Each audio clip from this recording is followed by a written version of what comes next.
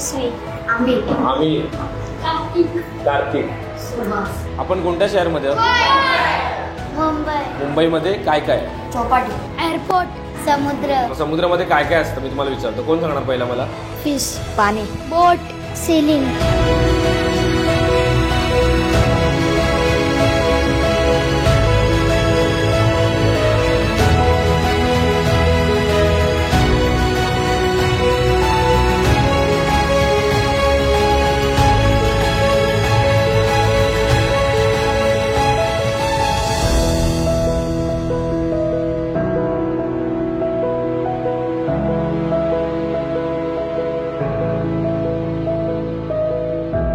मला समुद्रातलं पाणी खूप आवडतं, तेव्हा मी त्याच्या बुलबुले